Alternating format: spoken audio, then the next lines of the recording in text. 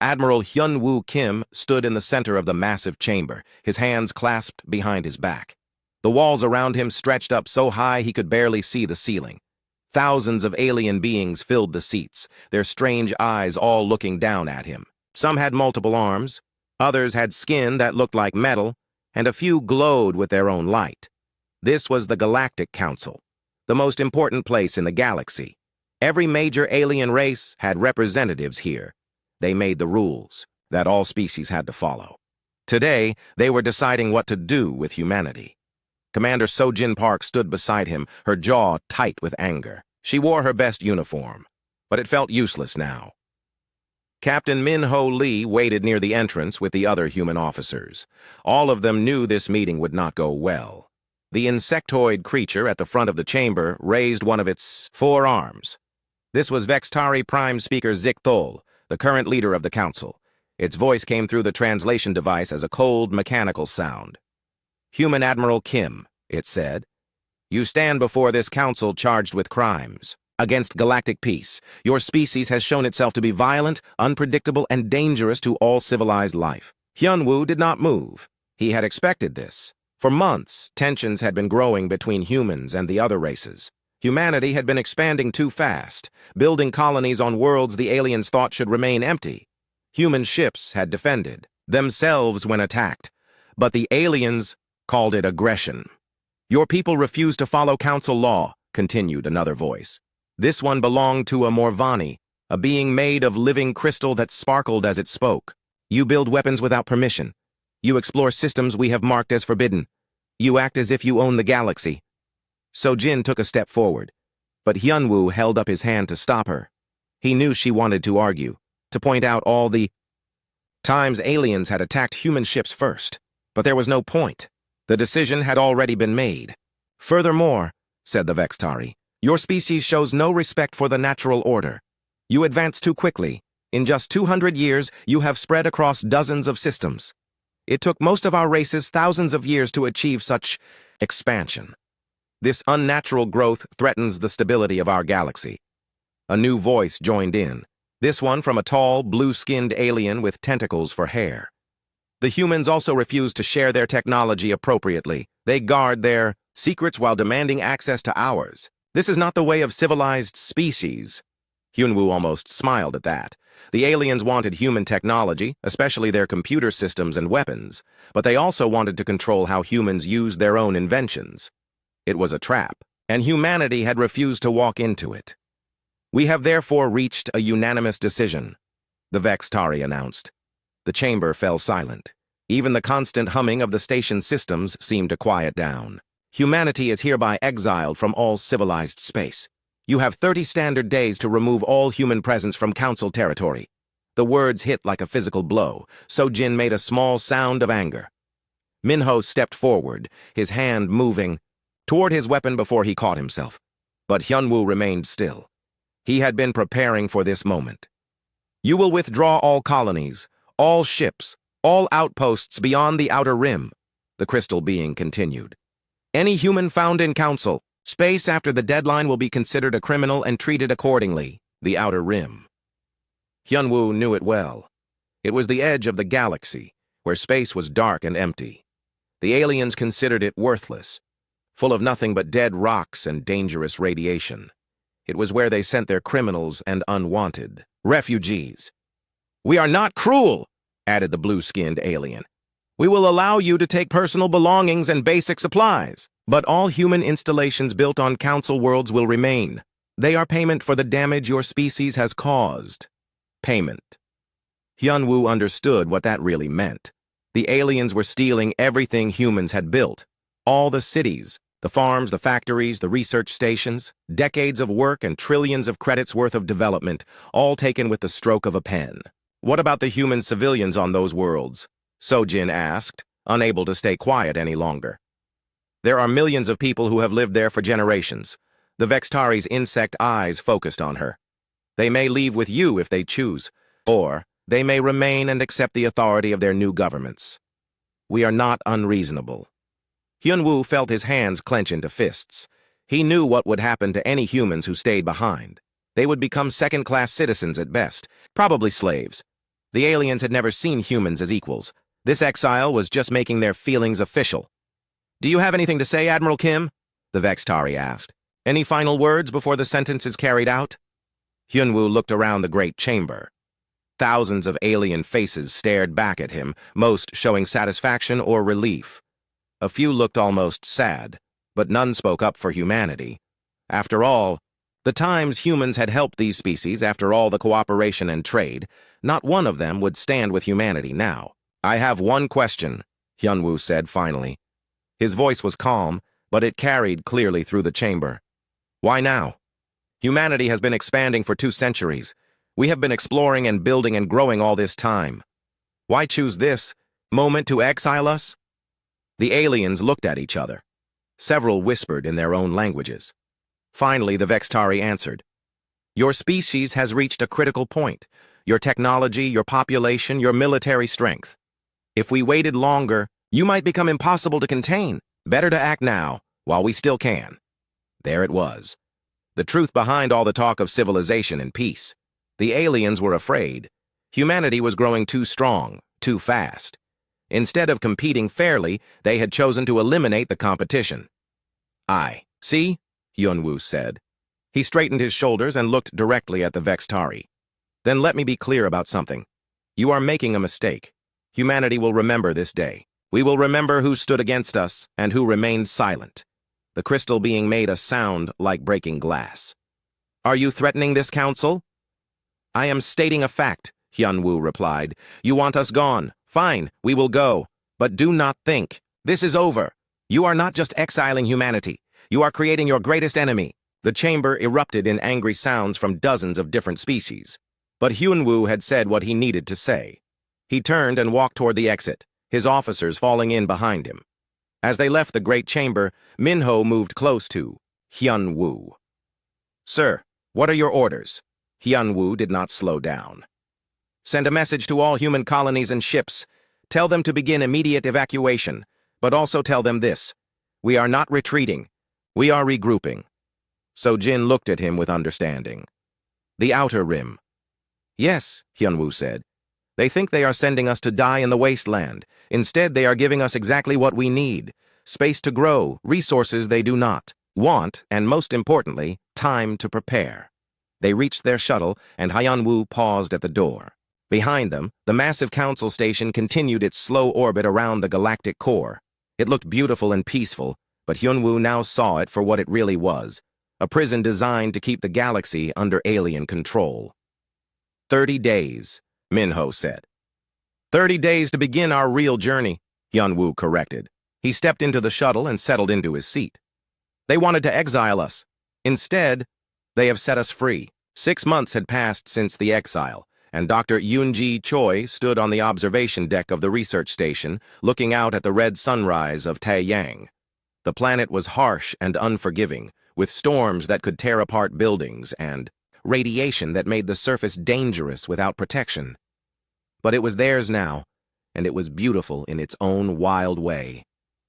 Behind her, the sounds of construction filled the air. Thousands of humans worked day and night to build their new home. What had started as emergency shelters were now becoming real cities. The main settlement, New Seoul, already housed 500,000 people and grew larger every day. Yoonji turned back to her computer screen, where data from the morning's survey scrolled past. What she saw there made her heart race with excitement.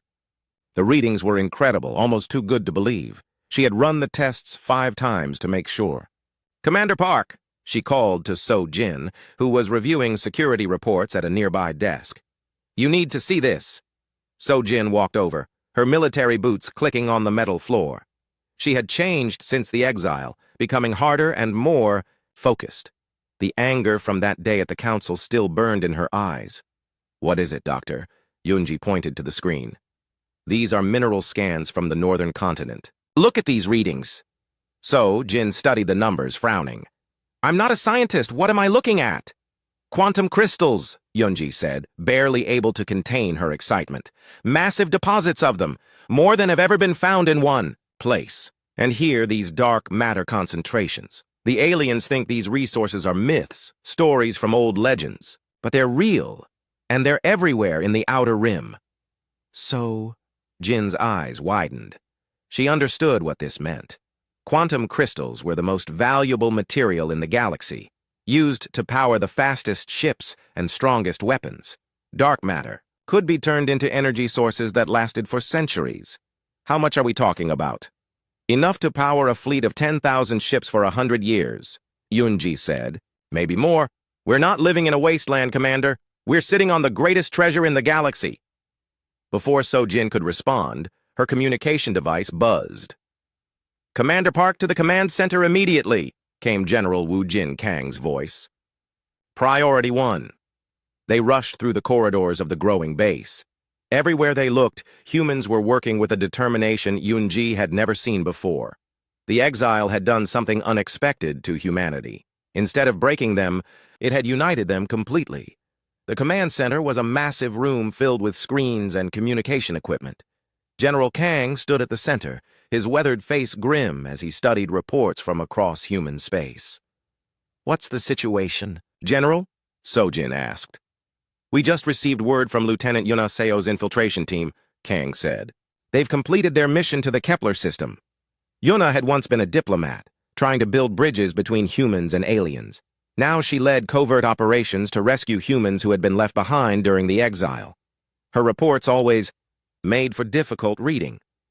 What did they find? Sojin asked, though her tone suggested she already knew it would be bad news.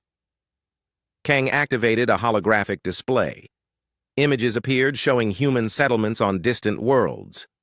But these were not the thriving colonies they had once been. The buildings were damaged. The people looked thin and afraid. The Vextari have turned the human population of Kepler-3 into forced laborers, Kang said. They're working in mines, extracting minerals for the alien government. Living conditions are horrible. Many have died. Yunji felt sick. How many people? Nearly 1 million humans across the Kepler system, Kang replied.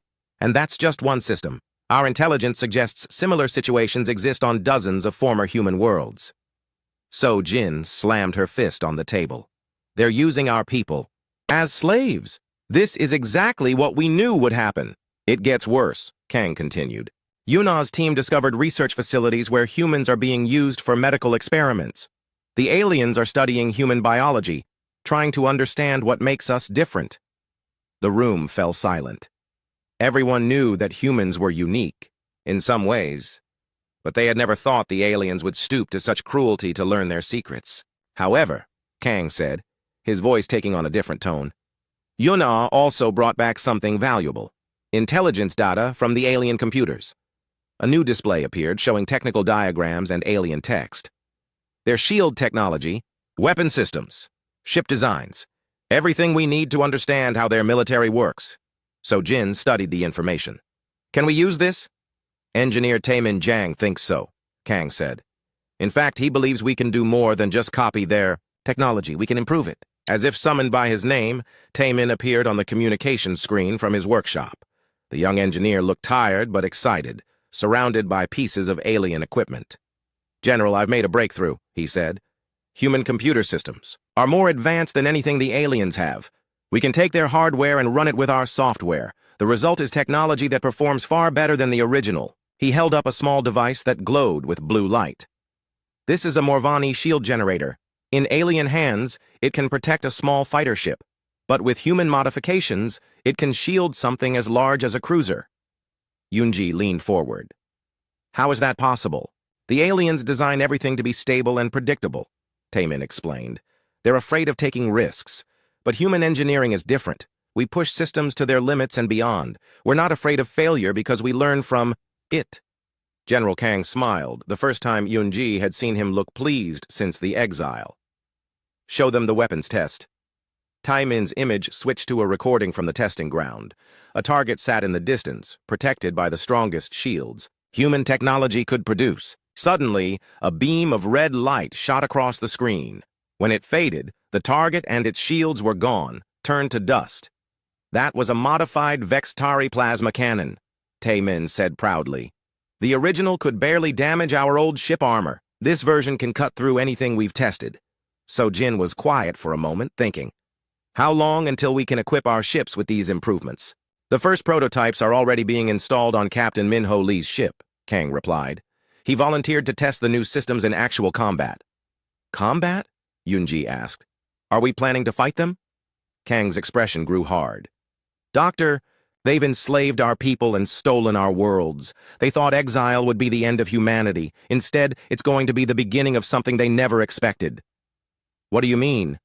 Tomorrow, Minho leads the first strike mission. A Vex-Tari supply convoy will be passing through the neutral zone. We're going to hit it, take what we need, and send a message. So, Jin nodded approvingly. What kind of message? That humanity is not broken. That we're not hiding in the outer rim waiting to die. We're growing stronger, and we're coming back. Yunji felt a chill run down her spine. The gentle humans who had tried to find peace with the aliens were gone. In their place was something harder, more determined. The exile had not destroyed humanity. It had transformed them into something the galaxy had never seen before. The aliens made a mistake, General Kang continued. They thought they were getting rid of a problem. Instead, they've created their worst nightmare. They've given humanity a reason to fight, the resources to build weapons, and the time to prepare. Through the window, Yunji could see the lights of New Seoul spreading across the landscape. In just 6 months, humans had built a city that rivaled anything in council space. What would they accomplish in 6 years? Or 60? The gathering storm, she whispered. What was that, Doctor? Sojin asked. Yunji looked at her with new understanding. That's what we are now. Not exiles, not refugees. We're the storm that's coming for them. Admiral Hyunwoo Kim stood in the command center of the battleship New Seoul, watching as dozens of ships prepared for launch. 2 years had passed since the exile, and humanity was no longer the broken species that had been thrown out of civilized space. They were something new, something dangerous. Operation Apex is ready to begin, Admiral, Commander Sojin Park reported. Her uniform now bore the insignia of humanity's new military structure. No longer did they follow the old rules of engagement that the Galactic Council had insisted upon. Those rules had been designed to keep humanity weak. Hyunwoo nodded.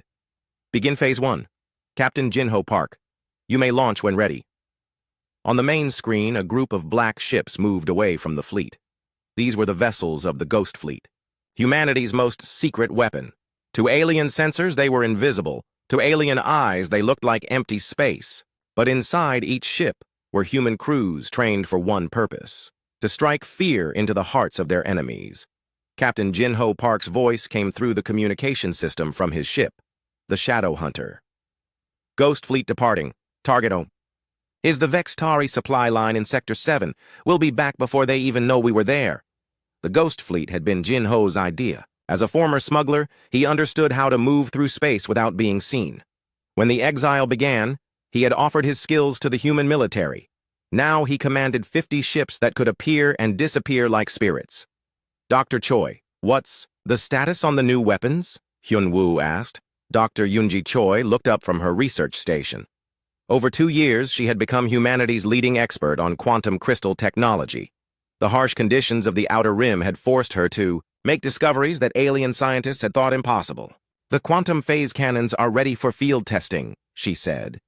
The crystals we found on Taiyang create energy that can pass through any known shield technology.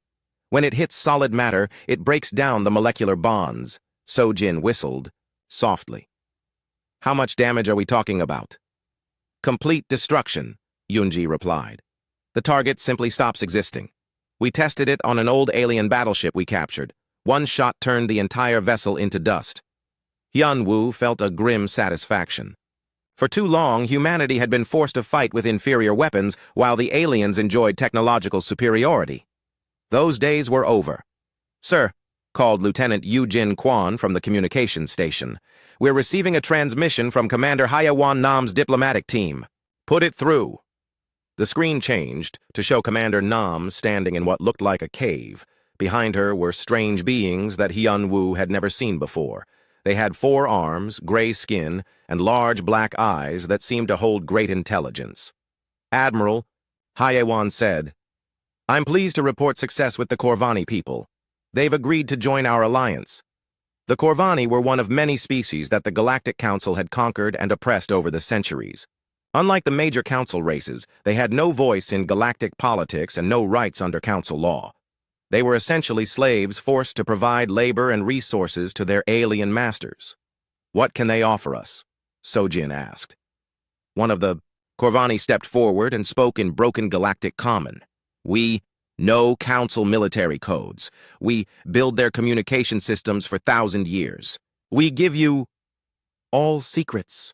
Yunwu smiled. This was better than he had hoped. "Commander Nam, excellent work. How many other species have agreed to work with us?" 17 so far, Yewan replied. "The Zalani have ships that can travel through asteroid fields without being detected. The Morphi can change their appearance to look like any council species. The Draxi have natural psychic abilities that can disrupt alien computer systems. Each of these species brought unique talents that complemented human abilities. The council had kept them separated and weak, never allowing them to work together. But humanity was offering them something the council never had: true partnership and the chance for freedom. "Sir," Yujin called out urgently, "priority message from the Ghost Fleet. Captain Jinho reports mission success." The main screen switched to show Jinho's tired but happy face. Behind him, his crew was cheering and celebrating. "Admiral, the supply convoy is no more. 12 ships destroyed, 0 human casualties. We also captured their cargo, advanced computer cores and shield. Generators." "Any survivors?" Sojin asked. "We offered them the chance to surrender," Jinho replied. "Most chose to fight to the death rather than be captured by humans. The few who did surrender are asking to defect. They say they're tired of serving the council." This had become common. Many individual aliens, especially from the less powerful species, were beginning to see humanity as liberators rather than enemies. They brought valuable intelligence and sometimes entire ships to the human cause. "Bring the defectors to Base Prime for debriefing," Yunwu ordered. "And Jinho, excellent work. The Ghost Fleet continues to exceed expectations. Over the past year, the Ghost Fleet had struck dozens of targets throughout Council space: supply convoys, communication stations, isolated military outposts. Each attack was swift and decisive, leaving no trace of human presence except the destruction itself." The psychological effect was exactly what Hyunwoo had hoped for. Council species were beginning to fear traveling through their own space. Trade was disrupted, military movements had to be heavily guarded, and trust between council members was breaking down. "Admiral," Dr. Yunji said, "we're receiving data from the captured computer cores. The information is disturbing." "Show me." The screen displayed alien text with human translations scrolling alongside. As Hyunwoo read, his expression grew dark. "Council Military Command believes humanity has been completely destroyed," Yunji summarized. "They think the Ghost Fleet attacks are being carried out by pirates using stolen human technology. They have no idea we're still organized and growing stronger." "That's good for us," Sojin said. "The longer they remain ignorant, the more time we have to prepare." "There's more," Yunji continued. "They're planning something called final cleansing. Any remaining human settlements in council space are to be eliminated completely. No prisoners, no survivors." The command center fell silent. Everyone understood what this meant. The aliens weren't content with exile. They wanted genocide. "How long do we have?" Hyunwoo asked. "According to this schedule, the operation begins in 6 months," Yunji replied. Hyunwoo stood and walked to the large window that showed the growing human fleet. Hundreds of ships floated in space, each one more advanced than anything the council had seen. In the distance, construction yards worked around the clock to build even more vessels. "Then we accelerate our timeline," he said. "So, Jin, contact all sector commanders. Tell them Operation Apex moves to Phase 2 immediately." "What are your orders, sir?" Hyunwoo turned back to face his officers. His expression was hard as steel. "The aliens want to cleanse the galaxy of humanity? Let them try. But they're about to learn what happens when you corner a predator. We're not running anymore. We're not hiding. It's time to show them what humanity has become." He activated the fleet-wide communication system. Across dozens of ships, thousands of human faces appeared on screens, all waiting for his words. "People of humanity," Hyunwoo began. "2 years ago, they cast us out into the darkness. They thought they were sending us to die. Instead, they gave us exactly what we needed, freedom to become what we were always meant to be. Today, we stop being the hunted. Today, we become the hunters. Captain Sujin Moon stood on the bridge of the Sovereign's Will, humanity's first super battleship. The massive vessel was 3 kilometers long and carried enough firepower to destroy entire fleets. Through the main window, she could see the blue glow of Nexus Station, the military headquarters of the Galactic Council. 2 years had passed since Operation Apex began, and everything had changed. The Council forces that once seemed unbeatable were now in full retreat. Human fleets controlled large sections of space that had been alien territory for thousands of years. "Captain," called her weapons officer, "all quantum cannons are charged and ready. The new Sovereign-class systems are performing perfectly." Sujin nodded. The Sovereign's Will was the first of its kind, built using technology from dozens of liberated alien species.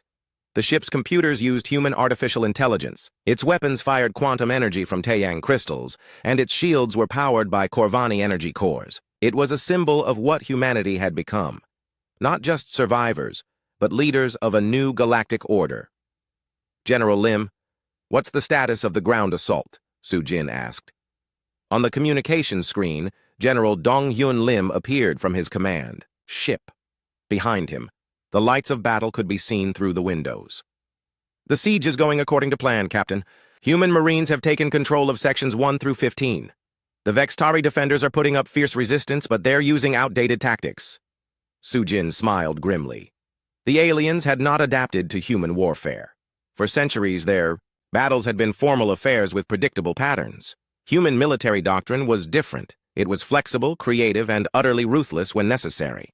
"Sir," interrupted Lieutenant Commander Jae Sung Park from the intelligence station, "we're detecting movement in the lower levels of the station. Large numbers of alien personnel are evacuating toward the secure sections." "Let them run," General Lim said. "We're not here to capture prisoners. We're here to send a message." The siege of Nexus Station had been 3 months in the making. It was the most heavily defended position in Council space, protected by energy shields, defensive platforms, and a fleet of warships. The aliens had thought it was impossible to attack. They had been wrong. "Captain Moon," came a new voice over the communication system.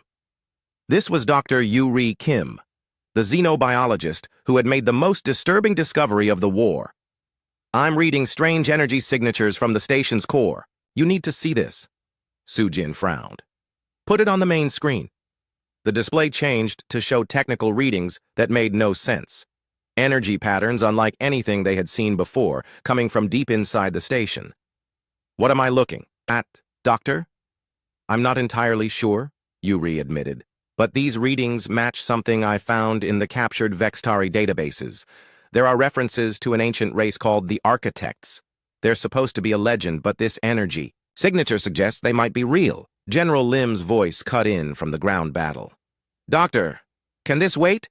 We're kind of busy down here." "I don't think it can wait, General," Yuri said urgently. "According to the data I've found, the Architects have been controlling galactic politics for millions of years. They're the real power behind the Council." Sujin felt a chill run down her spine. "Are you saying the Council isn't really in charge?" "That's exactly what I'm saying. The major species think they're making decisions, but they're being manipulated. The exile of humanity, the oppression of smaller species, even the locations where colonies are allowed to be built. It's all been orchestrated by the Architects." On the tactical display, Sujin could see human forces advancing through the station. They had fought so hard to reach this point, believing they were striking at the heart of alien power. But if Dr. Kim was right, they had been fighting puppets while the real enemy remained hidden. "Why would these Architects want to control everything?" Sujin asked. "I'm still analyzing the data," Yuri replied. "But there are references to something called the Great Preparation. It sounds like they're getting ready for some kind of invasion." Before Sujin could respond, alarms began sounding throughout. "The ship!" Lieutenant Commander Park looked up from his station with alarm. "Captain, we have a problem. The energy readings from the station just increased by a factor of 10. Something big is happening down there." On the ground battle display, they could see General Lim's forces advancing toward the station's core. But now the corridors around them were beginning to glow with the same strange energy Dr. Kim had detected. "General Lim, you need to evacuate. Your people immediately," Sujin ordered. Negative, Captain. We're almost at the core. Whatever they're trying to do, we can stop it. Suddenly, the space around Nexus Station began to shimmer and twist. Reality itself seemed to bend and warp. Through the distortion, Sujin could see something that made her blood freeze. Ships.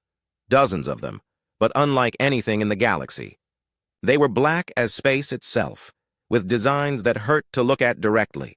They moved in ways that defied the laws of physics, appearing and disappearing without using any known technology. Captain, her sensor officer called out in a shaking voice, those ships, they're not made of normal matter. They're constructed from dark energy and quantum foam. They shouldn't be able to exist in our reality. Dr. Kim's voice came over the communication system, filled with horror. The Great Preparation. They're opening doorways to another dimension. The architects have been preparing our galaxy for invasion by beings from parallel space. Sujin gripped the arms of her command chair. Everything humanity had fought for, everything they had built, suddenly seemed small compared to this threat. The Galactic Council, their exile, even the war they were winning. It had all been a distraction while something far worse prepared to destroy everything. All ships, fall back to minimum safe distance, she ordered. We need to understand what we're facing before we can fight it. But General Lim's voice cut through the chaos. Captain, I'm at the core. I can see the control systems. These portals, I think I can shut them down, but someone has to stay behind to do it manually. General, that's suicide. The energy levels will kill anyone in that room. Maybe, Lim replied calmly. But if we don't stop this now, those things will pour through into our reality. Everything we've fought for will be destroyed.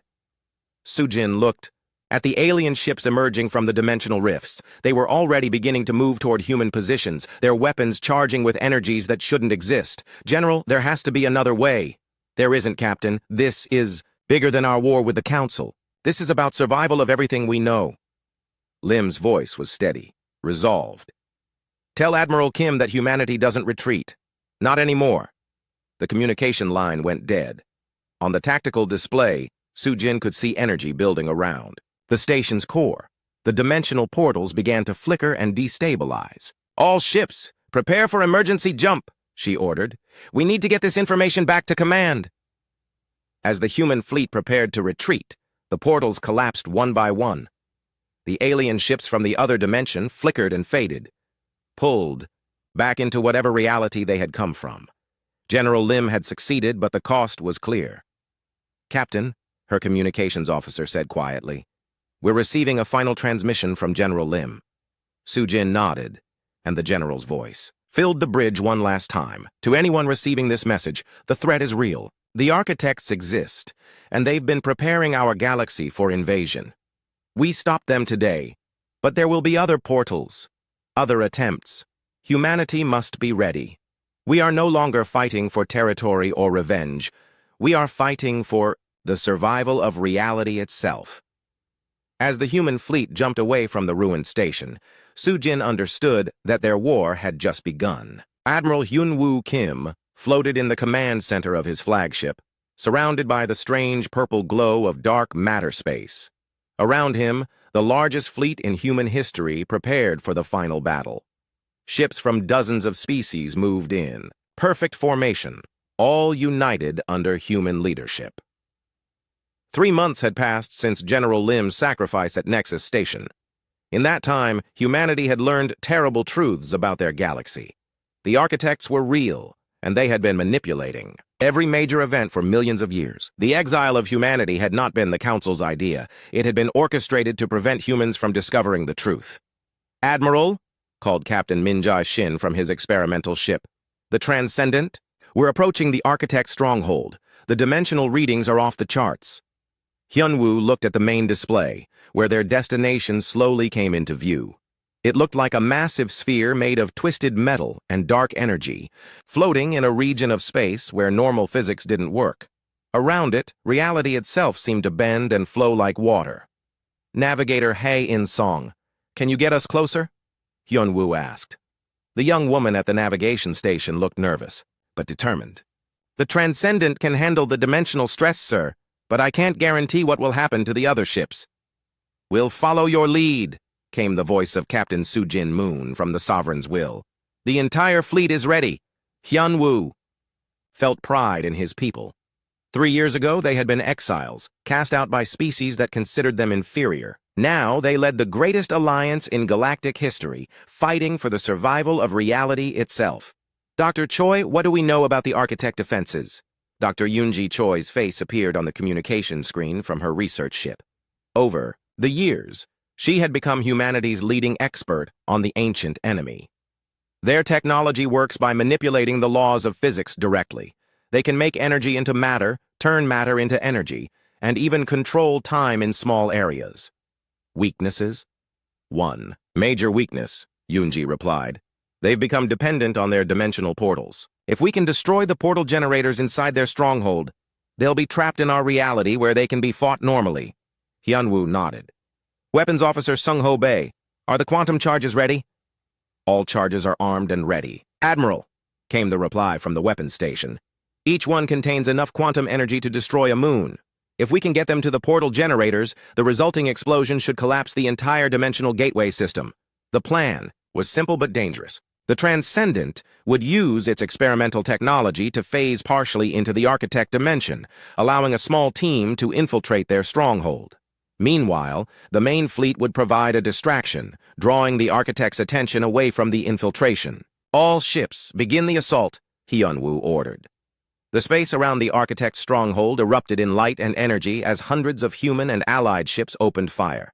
Their weapons, enhanced with quantum crystal technology, struck the alien structure with devastating force, but the stronghold's shields held, rippling with dark energy that absorbed the attacks. From the stronghold came the Architect response. Ships that looked like living nightmares emerged from dimensional portals, their weapons firing beams of pure entropy that aged everything they touched to dust. Several human vessels were destroyed instantly, their crews dying of old age in seconds. Transcendent, you're clear to begin your run, Hyun-woo transmitted. Captain Min-jae's ship began to shimmer and fade as it activated its dimensional phase technology. Slowly, it became transparent, existing partially in normal space and partially in the strange realm where the Architects lived. Phase transition successful, Min-jae reported, his voice distorted by the dimensional interference. We're inside their defenses, beginning approach to the portal generators. On the main battle display, Hyun-woo watched as more Architect ships poured out of their stronghold. These weren't like any vessels he had seen before. They moved by folding space around themselves, appeared in multiple locations at once, and seemed to exist in more than 3 dimensions. Admiral, called Commander Yoo-jin Kwon from her tactical station. Our casualty reports are coming in. We're losing ships faster than expected. The Architect weapons are more powerful than we thought. Hyun-woo gritted his teeth. Every ship lost meant thousands of brave people who would never see their homes again. But this battle was about more than just their lives. If the Architects succeeded in opening permanent portals, everything in the galaxy would be destroyed. All ships maintain the assault. We have to keep their attention focused on us. Inside the Architect's stronghold, Min-jae and his crew moved through corridors that defied understanding. The walls seemed to be made of crystallized time, showing glimpses of past and future events. Gravity pointed in different directions in each room, and some doorways led to places that were impossibly far away. Captain, called his engineer, I'm reading massive energy signatures ahead. Those must be the portal generators. They entered a vast chamber where enormous machines reached from floor to ceiling. These were the devices that allowed the Architects to travel between dimensions, to manipulate reality itself, and floating above them were the Architects themselves. They were not what Min-jae had expected. Instead of alien monsters, they looked almost human, but stretched and distorted as if they existed in more dimensions than normal people could see. Their eyes held the wisdom and madness of beings who had lived for millions of years. One of them spoke, its voice echoing from everywhere. At once, humans, you should not be here. Your species was marked for elimination because you pose a threat to the great work. What great work? Min-jae demanded, raising his weapon. The merging of realities, the Architect replied. For too long, existence has been chaotic, unpredictable. We seek to bring order by combining all dimensions into one perfect realm under our control. By destroying everything that already exists, by improving it. Your galaxy, your people, your chaos. All will be made perfect. Minjay understood now why humanity had been targeted for exile. Humans thrived on chaos, on unpredictability. They were the opposite of everything the architects wanted to create. "Navigator Song, plant the charges," he ordered. As his crew worked to place the quantum explosives, the battle outside intensified. More human ships fell to architect weapons, but they kept fighting. Species that had been enemies for centuries worked together, all united by humanity's example. "Charges set," Hayin reported. 30 seconds to detonation.